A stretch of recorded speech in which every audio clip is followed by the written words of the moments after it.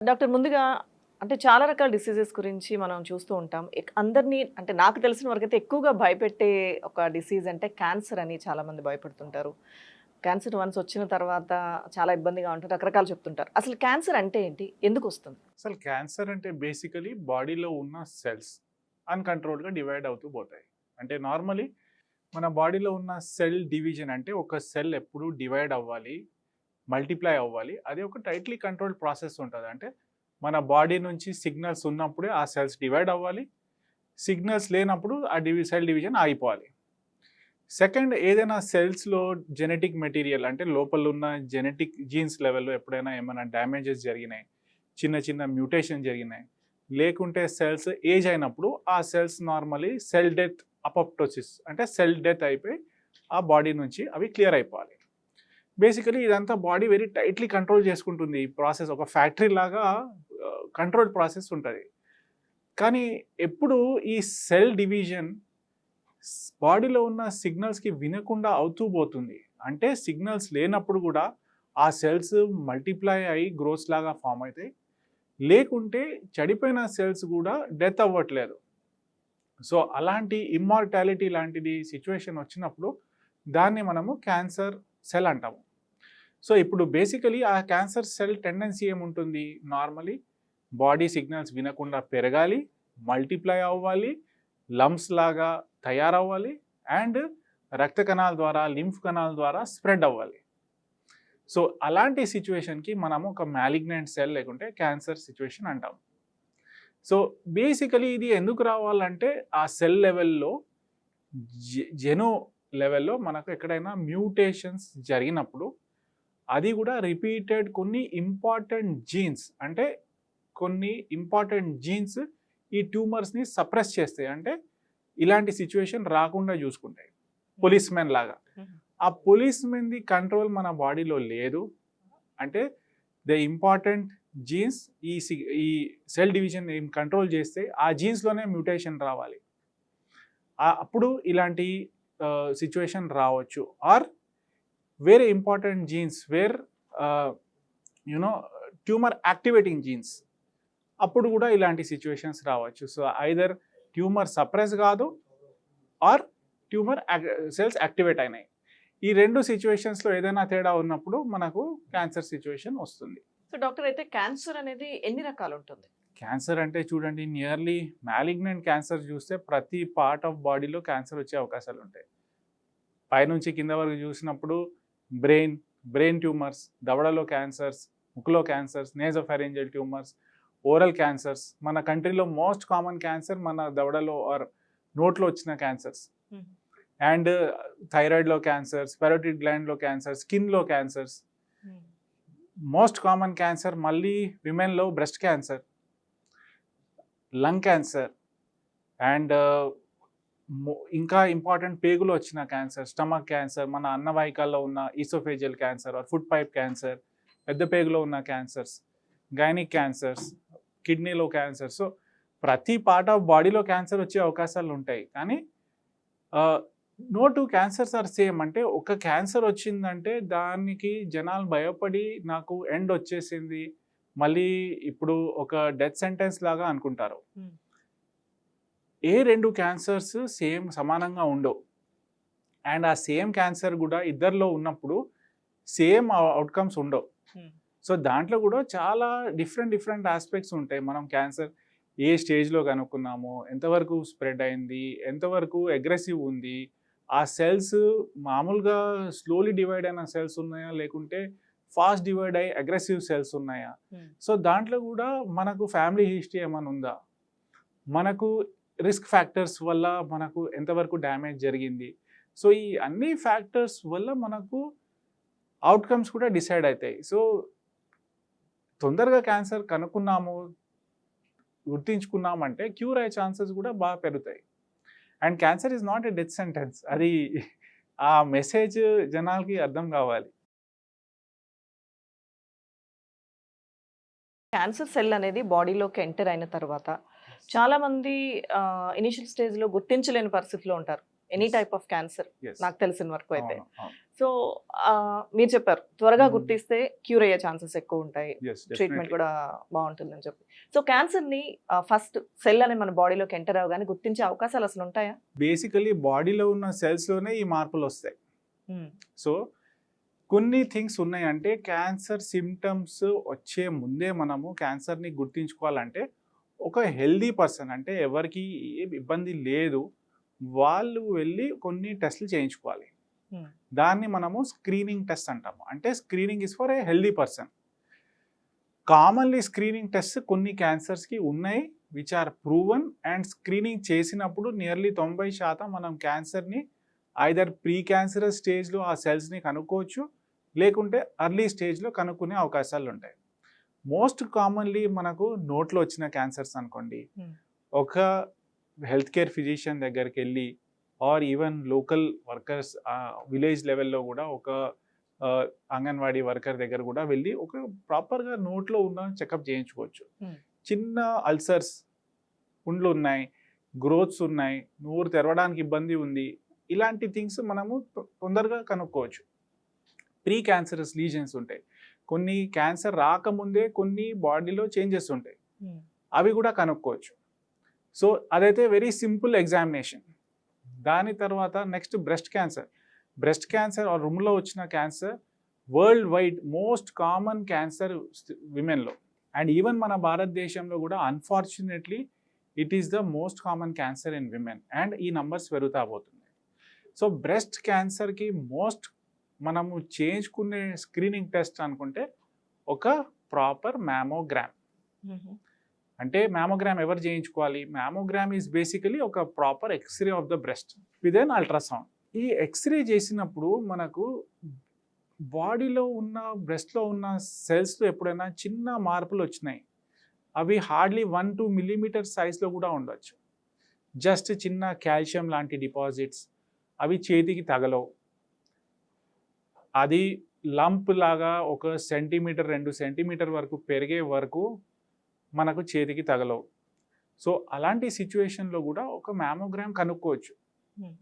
And ఆ స్టేజ్లోనే మనం కనుక్కున్నామంటే ఇది ఐదర్ ప్రీ క్యాన్సరస్ ఉండొచ్చు ఆర్ అర్లీ క్యాన్సర్ ఉండొచ్చు.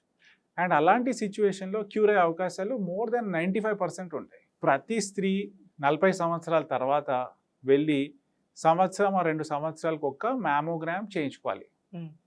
That is another screening test. Next is cervical cancer. మీరు పేరు విని ఉంటారు. Hmm. There's so much discussion about pap smear, HPV vaccine. Vaccine.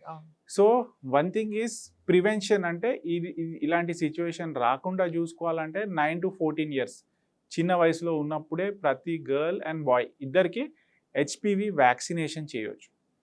Second thing is 30 years తర్వాత ప్రతి స్త్రీ ఐదర్ 3 to 5 years అంటే 3 నుంచి 5 సంవత్సరాల్లో ఒక ప్యాప్ స్మియర్ అంటే సర్విక్స్లో ఉన్న సెల్స్ని చిన్నగా స్క్రేప్ చేసుకొని అది మైక్రోస్కోప్లో స్టడీ చేసి చూస్తారు.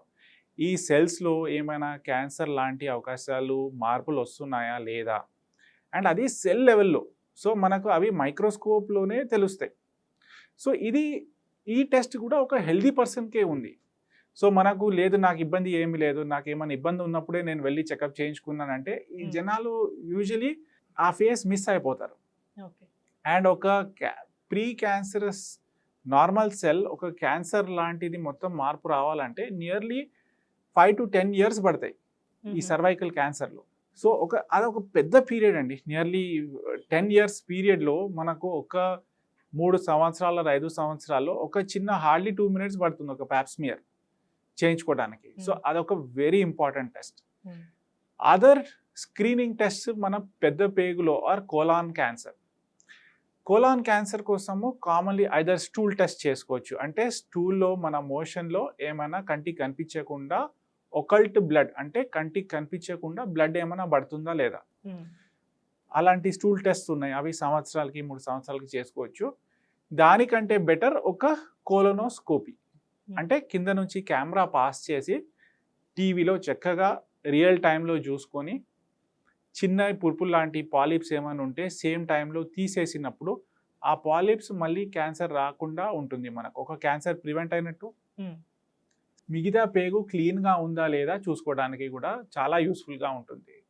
సో అదొక 5 to 10 minutes ప్రొసీజర్. 10 సంవత్సరాల్లో 45 వయసు తర్వాత చేయించుకుంటే మనకు ideal. And another common screening test ఏంటంటే, ఎస్పెషలీ ఎవరు హెవీగా స్మోక్ చేస్తారో 50 years తర్వాత ఒక low dose CT scan of the chest. Or ఇప్పుడు అది కూడా మనము అఫోర్డబిలిటీ ఇష్యూస్ ఉంటాయి, మనము హెల్త్ చెక్ చేయించుకోవాలంటే మెనీ డిస్కషన్స్ వస్తాయి. అట్లీస్ట్ ఒక ఛాతీ ఎక్స్రే చేయించుకోవడం. అండ్ మగవాళ్ళు స్పెసిఫికలీ ప్రోస్టేట్ క్యాన్సర్ కోసం ఒక సీరం పిఎస్ఏ, అది కూడా ఒక సింపుల్ బ్లడ్ టెస్ట్. అండ్ ఇవి కాకుండా కొన్ని జనరల్ టెస్ట్ ఆఫ్ మన వెల్బీయింగ్ కోసం ఉన్న టెస్ట్ చేయించుకోవడం. బికాస్ బ్లడ్ పిక్చర్ అంటే మన బాడీలో ఉన్న రక్త కణాలు ఎలా ఉన్నాయి, మన రెడ్ సెల్స్ ఎలా ఉన్నాయి, మన డబ్ల్యూబీసీ కౌంట్స్ ఏమైనా బాగా పెరిగి ఉన్నాయా లేదా, ఆర్ బాగా లో ఉన్నాయా లేదా, ప్లేట్లెట్స్ ఎలా ఉన్నాయి, కిడ్నీ ఫంక్షన్ ఎలా ఉంది, లివర్ ఫంక్షన్ ఎలా ఉంది, బాడీలో లిపిడ్స్ ఎలా ఉన్నాయి. ఎస్పెషలీ బికాజ్ ఈ మధ్య ఒబిసిటీ ఆర్ ఊబకాయం బాగా పెరిగింది. సో ప్లస్ మనకు ఆయిలీ ఫుడ్స్, మటన్ ఇవన్నీ తినే అలవాటు ఉంది. సో లిపిడ్ లెవెల్స్ ఎలా ఉన్నాయి, and thyroid function.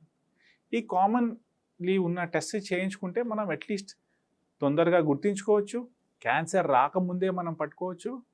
And early cancer changes ఉన్నప్పుడు కూడా పూర్తిగా క్యూర్ చేసే అవకాశాలు ఉంటాయి. సో ప్రతి పర్సన్కి ఐదర్ 40th బర్త్డేకి ప్రతి స్త్రీ వెళ్ళి ఒక మ్యామోగ్రామ్ చేయించుకోవాలి, 30th బర్త్డే నుంచి ప్యాప్స్మియర్ స్టార్ట్ చేసుకోవాలి, 45th బర్త్డేకి ప్రతి జెంట్స్ అండ్ లేడీస్ ఇద్దరు వెళ్ళి ఒక కొలనోస్కోపీ చేయించుకోవాలి. స్మోక్ చేసిన వాళ్ళు 50 years నుంచి ఒక లోడో సిటీ చేసుకోవాలి. సో మన హెల్త్ కోసం ఇవి చేసుకునే సింపుల్ టెస్ట్ ఉన్నాయి. నేను హెల్తీగా ఉన్నప్పుడే ఈ టెస్ట్ చేయించుకుంటే మనకు దాని ఉపయోగం ఉంది.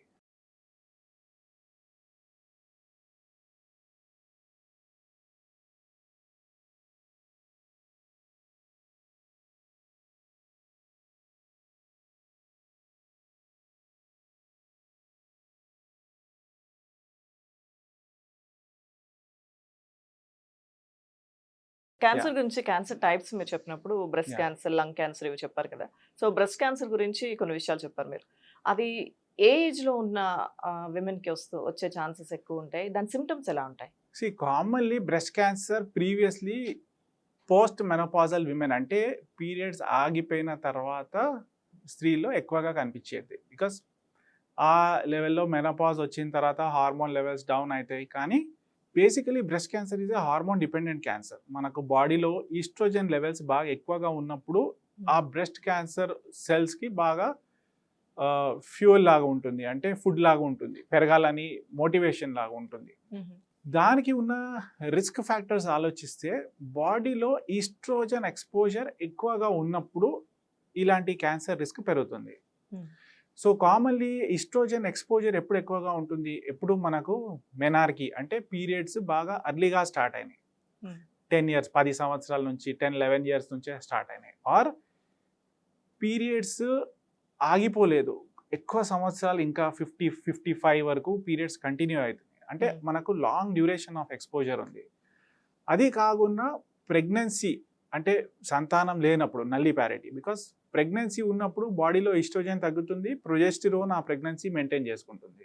ప్రెగ్నెన్సీ లేనప్పుడు ఆర్ నల్లి ప్యారిటీ సంతానం లేనప్పుడు ఆ ప్రొటెక్టివ్ పీరియడ్ కూడా ఉండదు. సో ఈస్ట్రోజన్ ఎక్స్పోజర్ కంటిన్యూస్గా బాడీలో ఉంటుంది. అండ్ అవి కాకుండా కొన్ని రిస్క్ ఫ్యాక్టర్స్ లైక్ మన లైఫ్ స్టైల్లో ఉన్న రిస్క్ ఫ్యాక్టర్స్ కూడా బాగా ప్లే చేస్తాయి. ఎస్పెషలీ ఊబకాయం, వెయిట్ బాగా ఎక్కువగా ఉన్నప్పుడు, ఈవెన్ ఒబిసిటీ ఉన్నప్పుడు టిపికలీ మనకు పీరియడ్స్ ఆగిపోయినాక కూడా ఆ ఫ్యాట్ ఇస్ మెటబాలికలీ యాక్టివ్ ఫ్యాట్ అంటాము. సో ఆ ఫ్యాట్లో ఈస్ట్రోజన్ కన్వర్షన్ పెరుగుతూ ఉంటుంది. సో పీరియడ్స్ ఆగిపోతాయి, ఓవరీస్ బాగా ష్రింక్ అయిపోతాయి, ఓవరీస్ నుంచి వస్తున్న ఈస్ట్రోజన్ ఆగిపోతుంది. కానీ ఫ్యాట్ ఎక్కువ ఉన్నప్పుడు మనకు ఆ ఫ్యాట్లో యాక్టివిటీ ఉంటుంది, దాంట్లో ఎంజైమ్స్ ఉంటాయి. ఆ ఎంజైమ్స్ హార్మోన్స్కి ఈస్ట్రోజన్లో కన్వర్ట్ చేస్తాయి. సో పీరియడ్స్ అయిపోయినాక కూడా మనకు బాడీలో ఈస్ట్రోజన్ లెవెల్ ఏది తగ్గిపోవాలి అది ఇంకా మెయింటైన్ అవుతూ ఉంటుంది. సో ఎస్పెషలీ పోస్ట్ మెనోపాజల్ ఏజ్లో ఎస్పెషలీ వెయిట్ ఎక్కువ ఉన్నప్పుడు 2 important cancers. One is breast cancer, risk nearly double అవుతుంది. సెకండ్ ఈజ్ యూట్రైన్ క్యాన్సర్, అంటే గర్భసంచిలో వచ్చిన క్యాన్సర్. అది నియర్లీ 4 times రిస్క్ పెరుగుతుంది.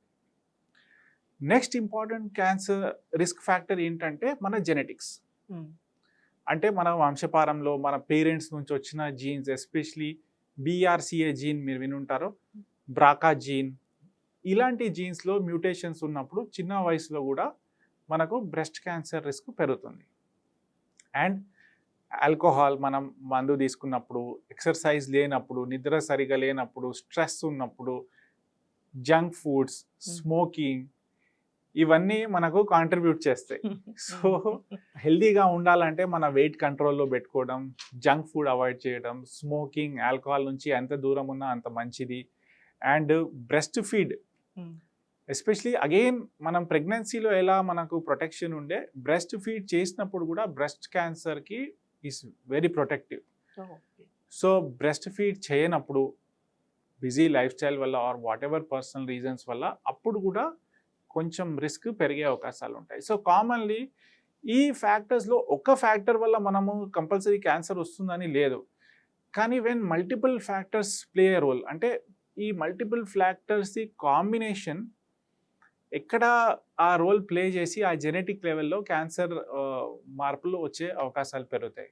కామన్లీ 50-60 yearsలో మోస్ట్ కామన్ బ్రెస్ట్ క్యాన్సర్స్, కానీ ఈ మధ్య same because of life style, pollution, adulteration, fast food, stress, చిన్న వయసులో కూడా ఈ బ్రెస్ట్ క్యాన్సర్స్ బాగా పెరుగుతున్నాయి. సో యంగ్ ఏజ్ అంటే నియర్లీ 40, 30s, ఈవెన్ 20sలో కూడా బ్రెస్ట్ క్యాన్సర్ రిస్క్ బాగా పెరుగుతుంది. సో ఈవెన్ యంగ్ గర్ల్ ఎవరికైనా సిమ్టమ్స్ ఉన్నప్పుడు కూడా వెళ్ళి ప్రాపర్గా చెకప్ చేయించుకోవాలి.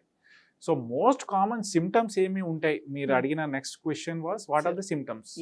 బ్రెస్ట్ క్యాన్సర్లో ఉన్న సిమ్టమ్, మోస్ట్ కామన్ సిమ్టమ్ అంటే 9 నుంచి 10 విమెన్కి ఒక లంప్ ఉంటుంది. ఆ lump normally commonly 90% painless lump, అంటే నొప్పి లేకుండా ఉన్న బ్రెస్ట్లో ఉన్న లంప్. ఆ లంప్ టెండెన్సీ ఏముంటుంది, చూసుకున్నప్పుడు బాగా చిన్నగా ఉంటుంది. స్లోలీ 1-2 monthsలో ఆ లంప్ సైజ్ పెరుగుతూ పోతుంది. ఎప్పుడు ఆ సైజు ర్యాపిడ్లీ ఫాస్ట్గా పెరుగుతుంది, డాక్టర్ గారు నేను చూసుకున్నప్పుడు హార్డ్లీ సెంటీమీటర్ ఉంది, ఆ నెల రోజుల్లో 2 centimeters అయిపోయింది, లేకుంటే 3 centimeters, నాకు తెలియకుండా లంప్ ఇంత పెద్దగా అయిపోయింది, నాకు అర్థమే కాలేదంటారు. సో అది so any painless lump, any lump ఏదో ఫాస్ట్గా పెరుగుతుంది, every women should be alert about it.